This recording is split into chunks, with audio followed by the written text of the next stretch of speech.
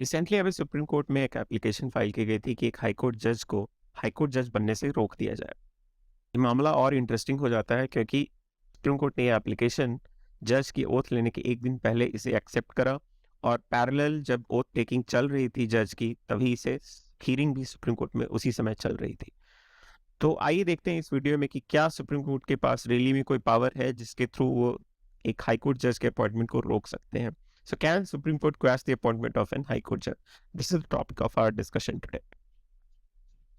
इसमें दो चीजें हैं। एक, हाई कोर्ट जज की ओथ लेने के पहले का सिनेरियो बनता है, और दूसरा हाई कोर्ट जज के ओथ लेने का बाद का सिनेरियो बनता है। यहाँ पे ये ध्यान देने वाली बात है कि हाई कोर्ट जज के ओथ लेने के पहले वो हाई कोर्ट जज नहीं होते हैं। They have been just recommended by the collegium and notified by the president to be appointed as the high court judge. लेकिन ओथ लेने के बाद a judge of an high court or an additional judge of a high court has full privileges under the constitution of India. पहले थोड़ा इस case के background में चलते हैं। वो ये था कि सुप्रीम कोर्ट कॉलेजियम ने जनवरी 17 2023 को रिकमेंड किया एडवोकेट एल विक्टोरिया गौरी को to be appointed as additional जज of the Madras high court. Mrs Gowri का ये अपॉइंटमेंट सब भारतीय संविधान के आर्टिकल 224 के तहत बनता है, और ये एडिशनल जज रिकमेंड किए जाते हैं 2 सालों के लिए। जैसे ही एल गौरी के recommend appointment of to an additional जज का जज की न्यूज मीडिया में गई, लोकल हाई कोर्ट में फैला, वहाँ की कुछ ग्रुप ऑफ लॉयर्स ने इनके अगेंस्ट प्रोटेस्ट करना चालू कर दिया। उनकी 2 कंसर्न्स थे मेनली। फर्स्ट वन, कि इनका प्रायर एसोसिएशन रहा है बीजेपी के साथ, which is like a political association, political link she had. The second one, she had given hate speeches. तो ये इन 2 चीज़ों को लेकर काफ़ी भारी प्रोटेस्ट हुआ था, और पूरे नेशनल और लोकल मीडिया ने इसे हेवली कवर किया था। जैसे कि आप देख सकते हैं कि इन्होंने 2019 का ये ट्वीट है, और इन्होंने अपने ट्विटर हैंडल पे चौकीदार विक्टोरिया गौरी भी लिख रखा है, और ये पूरी तरह दिखाता है कि ये बीजेपी से काफ़ी अलायंस में है। इन्होंने ये भी लिखा है कि I just join the BJP, you too can join the BJP. तो पूरा ये कैंपेन चला रही थी, विच शी वाज अ कार्यकर्ता of a BJP at that point of time. ये तो प्रूव करता है कि इनका पॉलिटिकल अलायंस था बीजेपी के साथ।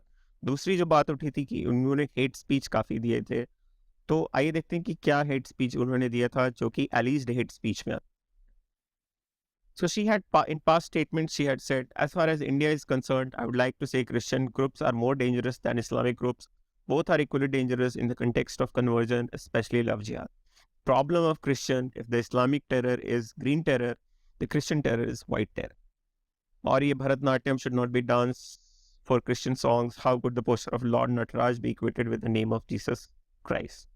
So इन चीज़ों को लेकर इन्होंने काफ़ी हेट स्पीच दिया था। तो ये हेट स्पीच में आता है या नहीं आता है, तो ये आप लोगों को जज करना और सुप्रीम कोर्ट को जज करना था।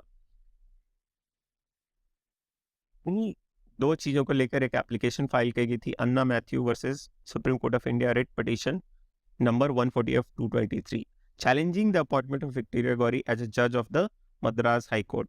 और एक पुराना केस था, उससे एग्जांपल लेकर इसे सुप्रीम कोर्ट में फाइल किया गया था, Kumar Padma Prasad versus union of India. हम जानेंगे कि इस केस में भी सुप्रीम कोर्ट ने क्या डिसीजन लिया था, और देखेंगे कि कैसे दोनों केसेस थोड़े अलग हैं आपस में। The moot question in the current 2023 application that was filed was whether the appointment of an additional judge of the High Court who has taken oath of office can be quashed by the Supreme Court of India. इनके against काफ़ी letter भी लिखा गया था different high dignitaries. इसमें से एक letter in the context of Mrs Gowri utterances, can any litigant belonging to the Muslim or Christian community ever hope to get justice in her court if she becomes a judge? ये बहुत ही important question है कि अगर किसी individual who is becoming a जज can put aside his और हर process, his और prejudices while giving a order, while giving an order। आइए जानते हैं कि इन सब चीज़ों का जो पैरेलल ड्रॉ किया गया था पुराने केस से वो कैसे था उसमें। तो reliance placed on Kumar Padma Prasad versus union of India तो इसमें ये हुआ था कि challenge the appointment of one K N Srivastava as जज ऑफ गुवाहाटी हाई कोर्ट। ये गुवाहाटी हाई कोर्ट का मामला था, इसमें केन श्रीवास्तव के जज के अपॉइंटमेंट को चैलेंज किया गया था। द मेन जो आर्गुमेंट था वहाँ इनएलिजिबिलिटी का था। इसमें ये था कि आर्टिकल 217 क्लॉज 2 का जो मैंडेट है वो ये कहता है कि हाई कोर्ट जज के अपॉइंटमेंट के लिए minimum years of experience 10 years होने चाहिए, जो कि यहाँ पे नहीं था। तो यहाँ पे simply the Kane Srivastava was not eligible to become the judge of a high court. दूसरा ये पॉइंट था कि lack of full and effective consultation in terms of the judgment of the supreme court. यहाँ ये था कि collegium के बीच में एक पूरी तरह जो कंसल्टेशन प्रोसेस होना चाहिए, कॉलेजियम के बीच में आपस में पूरा कंसल्टेशन होना चाहिए, वो यहाँ पे नहीं हुआ था। तो ये दो मुद्दे को लेकर इनके अपॉइंटमेंट को चैलेंज। पर ये मामला था सुप्रीम कोर्ट के जजेस जो सुन रहे थे वो थे justice Kuldip Singh, PB Sawant, NM Kasliwal, honourable NM कसलीवाल।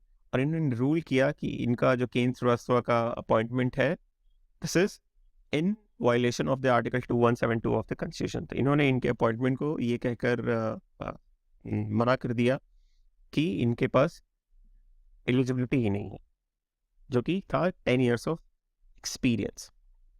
तो ये तो काफ़ी सिंपल मामला था, जहाँ पे जो क्लॉज 2172 का क्लॉज है वहाँ जो मैंडेट है 10 ईयर्स के एक्सपीरियंस का, वही फुलफिल नहीं हो रहा था। So this is a different case, slightly different, and the parallel which the application in 2023 sought to draw is not applicable actually.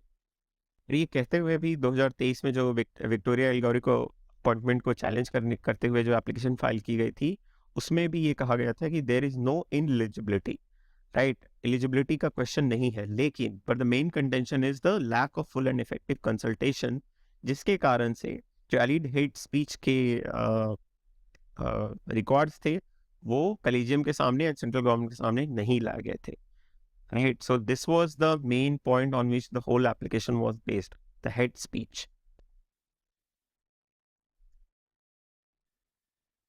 इस हियरिंग के लिए special bench justice Sanjiv Khanna and Bhushan Ramkrishna Gavai की। इन्होंने पूरी मामले को सुना और ये कहा कि we are not entertaining the writ petition and reasons will follow.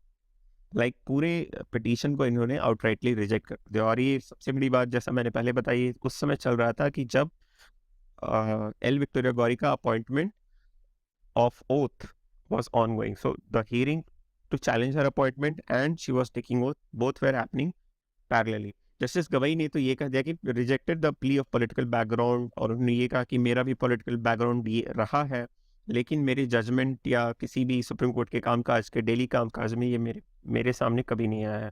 So the maturity of a supreme court जज, आई थिंक सुप्रीम कोर्ट जज काफ़ी मैच्योर होते हैं कि वो अपने लाइकिंग्स और जो उनका पॉलिटिकल लीनिंग होता है वो सामने नहीं आने देते, जो भी उनका ऑर्डर होता है या जो वो ऑर्डर देते हैं। तो सीनियर एडवोकेट राजू रामचंद्रन ने इस बात पे कहा कि this is not the political background but the hate speech. We are not basing our whole argument on the political background but the hate speeches. के जवाब में सुप्रीम कोर्ट बेंच ने कहा कि ऑब्वियसली ये एलिजिबिलिटी का तो क्वेश्चन है ही नहीं, it's more of a question of suitability.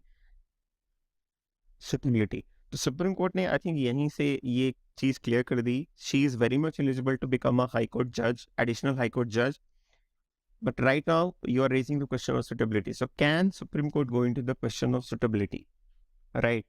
दूसरा जो चीज इन्होंने उठाया वो ये था कि we can't direct the college, like 2 जजों की बेंच, 4 जजों की बेंच, 5 जजों की बेंच, क्या कॉलेजियम को डायरेक्ट कर सकती है कि आप इनके अपॉइंटमेंट को आपने क्यों रिकमेंड किया या अपने रिकमेंडेशन को हटा दीजिए, चेंज कर दीजिए? कैन 2 जज बेंच डू दैट? उन्होंने ये भी कहा कि हमारा जो पूरा स्क्रूटनी प्रोसेस है काफ़ी फेयर है, काफ़ी ट्रांसपेरेंट है, काफ़ी रोबस्ट है, और उसको इमेजिन करना कि वो कहीं फॉल्ट कर रहा होगा ये अपने आप में थोड़ी गलत बात होगी। That's why we not going into that. And also ये एज्यूम करना कि कॉलेजियम ने सारे फैक्ट्स को अपने दिमाग में नहीं लिए होंगे ये डिसीजन लेते हुए उनके रिकमेंडेशन का, ये भी काफ़ी गलत होगा। इन सब चीज़ों को देखते हुए हम आपके पिटीशन को रिजेक्ट करते हैं। और ये ठीक भी है, कॉलेजियम जो है काफ़ी सीनियर मोस्ट जजेस की का ग्रुप होता है, और ये इमेजिन करना है कि उन्हें उनके दिमाग में ये नहीं आया होगा कि एल विक्टोरिया गौरी ने हेट स्पीच दिया है. And knowing all these facts, they went ahead and recommended her appointment. So, doubting all these things like the process and the collegium maturity is out of question. That's what the two judges bench are actually saying.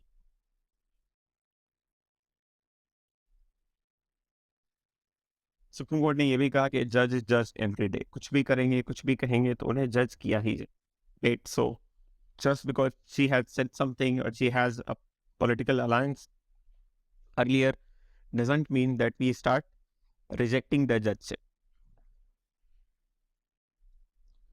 नहीं, parallel चल रहा था उनका appointment. Victoria एल्गोरी का parallel चल रहा था, hearing चल रही थी. हियरिंग के बीच में ही जब उनका ओथ चल रहा था, सुप्रीम कोर्ट ने ओथ के बीच में ही उनके जो पिटीशन फाइल हुई थी उनके अगेंस्ट, उसको रिजेक्ट कर दिया. इन सारे ग्राउंड्स को point. So she took oath as additional जज of the Madras high court on 7 February 2023. तो ये इन सब चीज़ों को देखते हुए ये बहुत इंपॉर्टेंट बात निकल कर आती है कि कंक्लूजन इन सब का ये बनता है कि ना ही सुप्रीम कोर्ट के पास पावर है, ना ही हाई कोर्ट के पास पावर है to quash the appointment of a जज. सुप्रीम कोर्ट और हाई कोर्ट को ये पावर ही नहीं देता है कि वो एक हाई कोर्ट जज के अपॉइंटमेंट को क्वैश कर सके. तो only case that has happened is as we discuss Kumar Padma Prasad versus union of India. वहाँ पे भी क्वेश्चन ऑफ एलिजिबिलिटी था, क्योंकि उनके पास 10 years ऑफ एक्सपीरियंस ही नहीं था, जिसके कारण वो उनके अपॉइंटमेंट को रोक दिया गया था.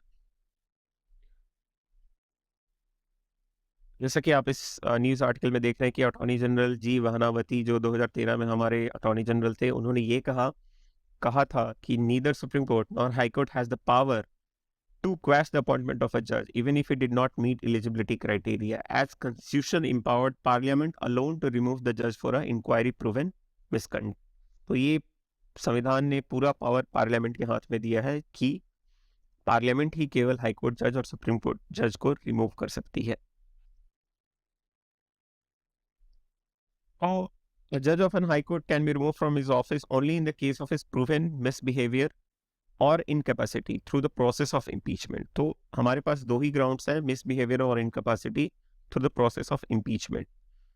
और ये जो आर्टिकल्स हैं हमारे, इनको रिमूवल को लेके article 124(4), 5, 217, 1B, 218 of the constitution है, जो ground of proof and misbehaviour और इनकेपेसिटी को दर्शाते हैं. लेकिन सबसे इम्पोर्टेंट बात यह है कि the words misbehavior, incapacity are not defined in the Constitution, not clarified at all in the Constitution.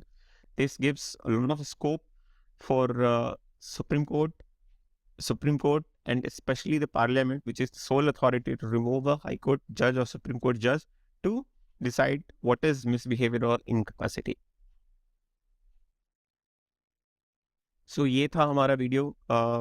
चूँकि काफ़ी न्यूज़ में चल रहा था, that's why we thought we'll cover it in slightly more detail, and like what was the precedence that was taken to file this application to remove Victoria L. Ghauri.